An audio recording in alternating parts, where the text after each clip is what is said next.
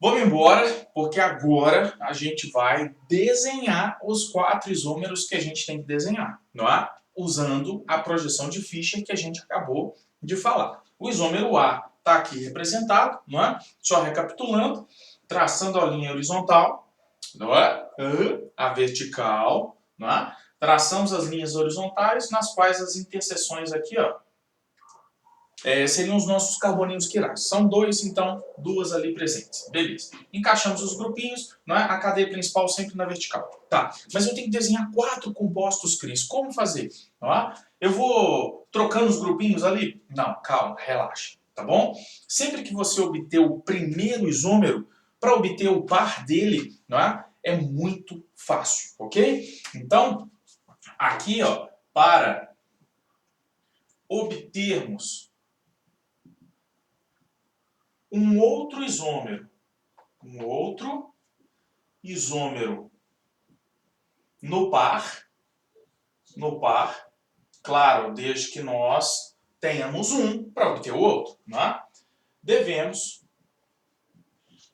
realizar aqui um procedimento bem simples, realizar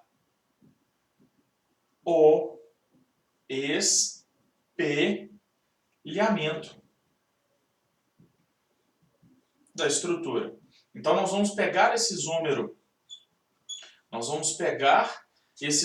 A e nós vamos simplesmente espelhá-lo, fazer a sua reflexão no espelho, a fim da gente obter o isômero B, que é a sua imagem, e ponto final, tá bom? Então, bem simples aqui, ó. A gente chega aqui, coloca um espelhinho, que a gente vai representar assim, tá bom? Simplesmente isso. Isso aqui é o espelho, como a gente diz, né, no mineirês, o espelho. Então, a gente vai chegar aqui e fazer o seu espelhamento. Simples assim. Então, desenhe aqui o esqueleto, né? Desenhamos o esqueleto e a gente agora vai fazer a reflexão. Os grupinhos verticais, ó. CH3 reflete CH3. CH3 embaixo reflete CH3. Agora, os dois hidrogênios que aqui estão vão refletir 2 hidrogênios. Ó. O bromo reflete o bromo, ok? E o cloro reflete o cloro. Quando você fizer isso, parabéns! Você acabou de obter o seu segundo isômero, que é o isômero B, ok? O isômero B. Ai, Cris, mas o A e o B são iguais. Não, não são, tá? Então, me mostra. Mostro, não é? Então, vem cá. Aqui eu estou com o modelinho, de novo, não é? Montei as estruturinhas. Então, lá vamos, ó. Vamos supor aqui que as bolinhas verdes sejam os hidrogênios. Aqui a gente tem cloro e bromo, tá? Tanto faz quem é quem. Então, eu vou pegar esse primeiro composto que eu vou espelhar, né, o compostozinho de baixo. Só antes disso, antes de fazer o espelhamento, que eu falei com vocês em relação à representação da projeção de Fischer. Aqui, ó, os 2 carboninhos quirais, ó, que são esses dois aqui, ó, o vermelhinho e o azulzinho. O que eu falei? Os grupinhos, ó, que estão na lateral, aqui, ó, tem 2 nessa lateral e 2 aqui. Não é? Os grupinhos laterais, eles estão indo na sua direção. Estão percebendo? Ó? A minha mãozinha aqui é o plano. Então, eles estão indo na sua direção. Aqui, ó, os grupinhos, não é? Laterais estão indo na sua direção. E os grupinhos na vertical, que seria aqui o CH3 de cima e o CH3 de baixo, que seriam os pretinhos aqui, vocês estão percebendo que eles estão se afastando de você. Enquanto os laterais, né, verdinho e azulzinho, se aproximam de você, os pretinhos aqui de cima e de baixo, eles estão se afastando de você. Então a projeção de Fischer, ela me dá exatamente essas informações. Ou seja, eu tenho noção da tridimensionalidade da estrutura, sem necessariamente ficar representando isso no papel, que é, pra gente, um terror, não é? Então a projeção de Fischer serve para isso. Aí vamos fazer o espelhamento aqui, ó. Então, eu tenho os 2 hidrogênios, que são as bolinhas verdinhas. E aí eu vou chegar aqui na frente do espelho e vou, não é? Aqui, ó, o isômero A vai refletir o B. Olha lá. Bolinha azul refletiu bolinha azul. Bolinha vermelha refletiu bolinha vermelha. os dois grupinhos pretinhos aqui, ó, se refletiram e os dois verdinhos aqui, ó, são imagens um do outro. Perceberam? Deixa eu aproximar aqui, ó. Ó, os grupinhos, não é? São imagens, opa, aqui melhor. São imagens especulares, tá? Então aí, ó, perceberam? Ok? Então, olha lá, são imagens um do outro. Ah, mas é a mesma estrutura. Não é. Porque A e B são imagens especulares, mas eles não são superponíveis. Não é? A e B formam um par de enantiômeros. Enantiômeros. Ou seja, aqui, ó, eles não são superponíveis. Opa! Superponíveis. Aqui é tudo junto. Poníveis. Isso quer dizer que um não se encaixa perfeitamente em cima do outro. Ah, me mostra? Mostro. Olha aqui, ó. Eu tenho essa estruturinha. Deixa eu ver pela tela aqui do computador que é mais fácil de eu enquadrar. Então, aqui, ó. Eu tenho essa estruturinha e eu vou encaixar a outra em cima dela. Tá bom? Deixa eu pegar aqui, ó. Eu vou encaixar a outra em cima dela. Então, uma imagem da outra. Percebemos, ó. Vou encaixar uma em cima da outra. Ó, ó. Quando eu encaixo as partes, né, os grupinhos metil aqui, ó, que são as partezinhas pretas, elas se encaixaram, mas as bolinhas não se encaixaram perfeitamente. Percebam que o azul se encaixou no verde, o verde no azul, ó, ok? Olha lá, ó, o verdinho encaixou no vermelhinho e o vermelhinho, né, encaixou no verdinho. Ai, Cris, é só virar a estrutura. Não é. Então vamos virar aqui, ó. Vamos ver se vai encaixar, ó. Vou virar a estrutura. Vamos ver se vai encaixar aqui, ó. Os verdinhos se encaixaram, tá vendo? Se encaixaram um em cima do outro. Mas aí na hora que eu venho para cá, ó, o vermelhinho encaixou em cima do azul, o azul encaixou em cima do vermelhinho. Ou seja, eles não se encaixam perfeitamente, tá bom? Isso quer dizer que eles não são superponíveis, tá bom? Beleza. Então, A e B formaram um parzinho de enantiômeros. Legal. Agora eu tenho dois isômeros, mas eu tenho que desenhar os quatro isômeros. E aqui, o que nós obrigatoriamente precisamos fazer? Porque o A reflete o B, não é? Se eu quiser achar o C, é muito simples, né? Você pega o B e reflete no espelho. Simples assim, não é? Não, tá louco? Não é? Gente, se o A reflete o B e o B reflete o A, não tem como o B refletir o C, não é verdade? Então a gente precisa fazer alguma coisa diferente. E o que nós vamos fazer aqui? Ó? Então, cola em mim. Ó. Para representarmos o terceiro isômero, representarmos o terceiro isômero. O terceiro isômero. Aqui, ó. Temos que... Então, aqui, ó. Primeiro, escolha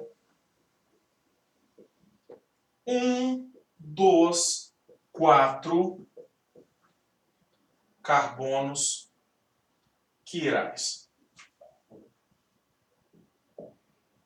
Você tá doido, Cris, né? Ou seja, não, gente, tô doido não, são 4 carbonos quirais aqui, ó. 2, né, em A e 2 em B. Aqui tem 2 carbonos quirais, tem 2, tá? Então, somando as duas moléculas. Então, escolha um dos 4 carbonos quirais, 2 em A ou em B. Então, tanto faz, em A ou em B, ok? Escolha um dos 4. Simples assim. Então, aqui você tem um, aqui tem outro, tem um, tem outro. Escolha qualquer um dos 4. Ah, eu vou escolher o B. Vou escolher a estrutura B. E aí você tem o carbono quiral de cima e de baixo. Qual que você vai escolher? Na verdade, né, eu vou escolher o de baixo. Então, eu escolhi esse carbono quiral aqui. Ó. Posso escolher qualquer um dos 4, vai dar na mesma. Tá? Escolhi um dos 4. Você vai rotacione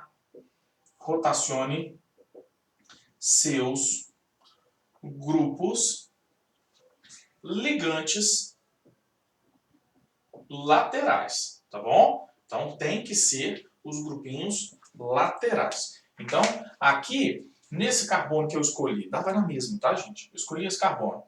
E esses dois são os grupinhos laterais, não são? Eu vou rotacioná-los, simples assim. Então eu vou pegar o H e o Cl e eu vou trocá-los de lugar. Essencialmente é isso. Eu vou girar aquele pedacinho, tá? E quando eu assim o fizer, eu acabei de achar o meu isômero C, tá? Não, Cris. Sim, acabei de achar. Calma aí, tá bom? Então, eu faço isso. Desenhei o A, espelha, você tem o B.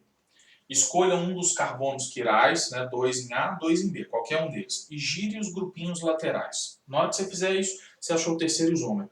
Nós vamos desenhá-lo agora, tá? Então, deixa eu aproveitar pelo menos esse pedacinho aqui, ó, a fim de não tê-lo que, né, não ter que desenhá-lo novamente. Então, aqui, essas são as regrinhas. Então, eu vou desenhar para você o isômero, né, C. Depois eu apago tudo, tá?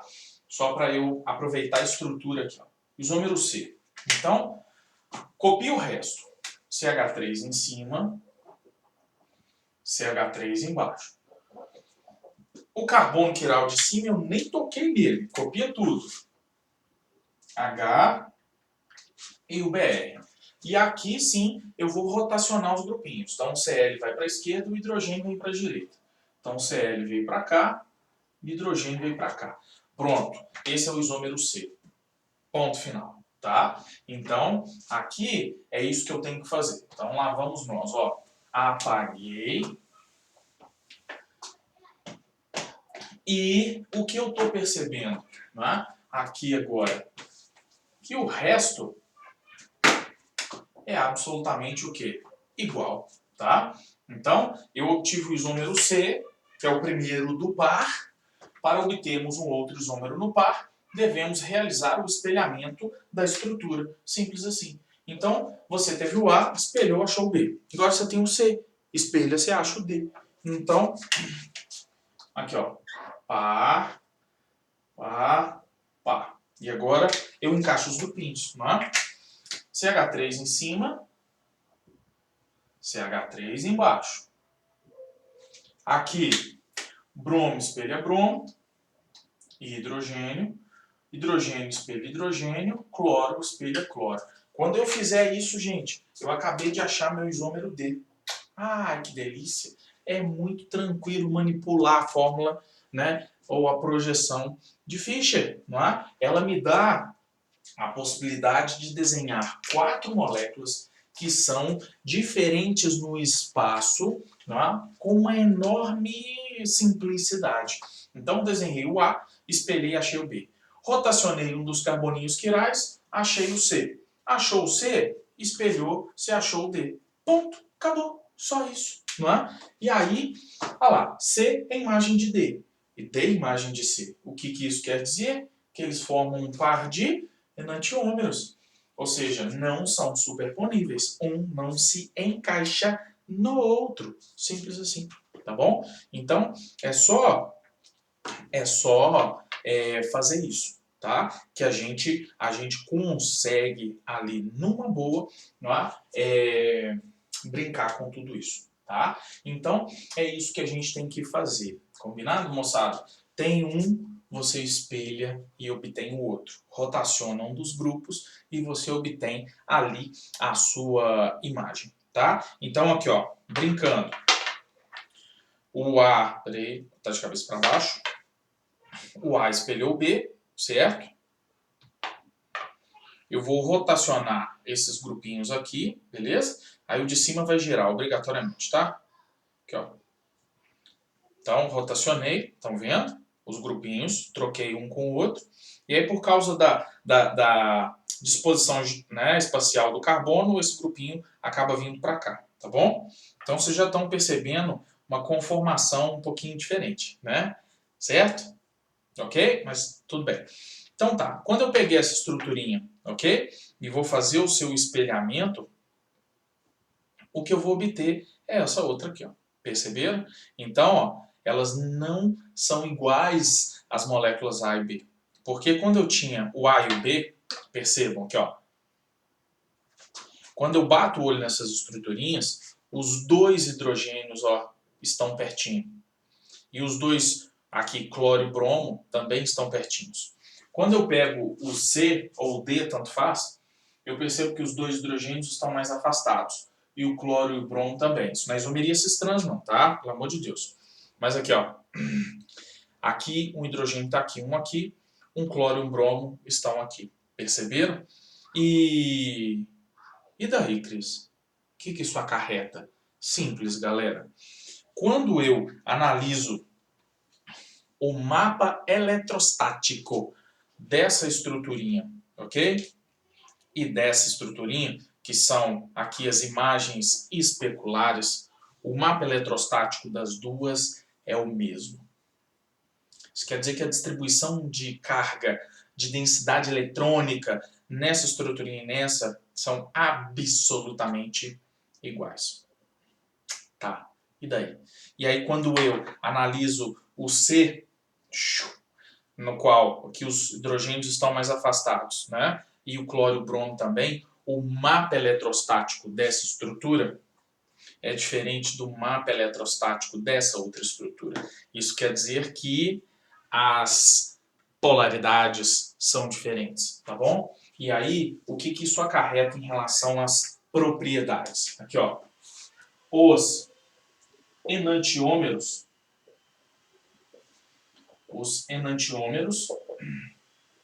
que seriam aqui A e B, tá? Vou colocar assim, ó, AB e CD, que são os pares, tá? Os enantiômeros, eles apresentam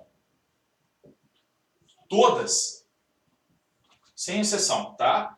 Todas as propriedades físico-químicas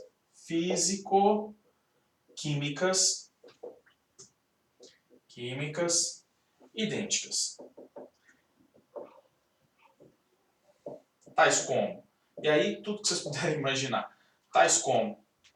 Ok? Quais propriedades? Temperatura. Aqui podemos citar temperatura de fusão, temperatura de ebulição, índice de refração, densidade, puta merda, Cris, todas, densidade, solubilidade em solventes aquirais e por aí vai, tá? Vou falar um pouquinho mais sobre isso. Então, tudo que vocês puderem imaginar, gente, para essas duas moléculas são iguais. Ponto de fusão, ponto de ebulição, solubilidade, densidade, blá, blá, blá, blá, blá. O que isso quer dizer? Que não é fácil, não é nada fácil enxergar na prática que A e B não seriam a mesma coisa. É muito difícil, não é?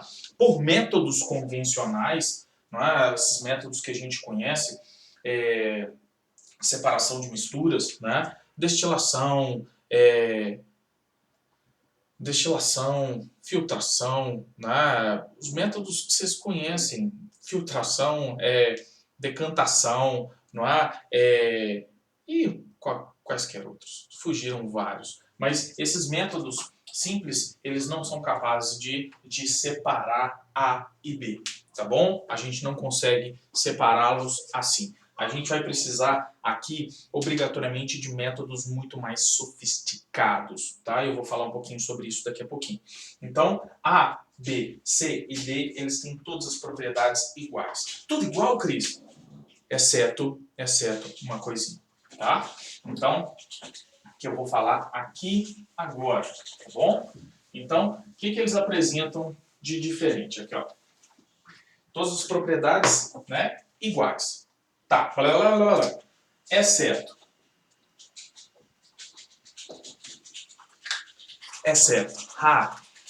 a interação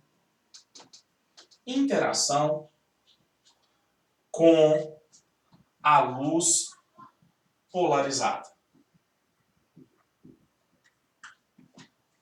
exceto isso. Não, tem mais.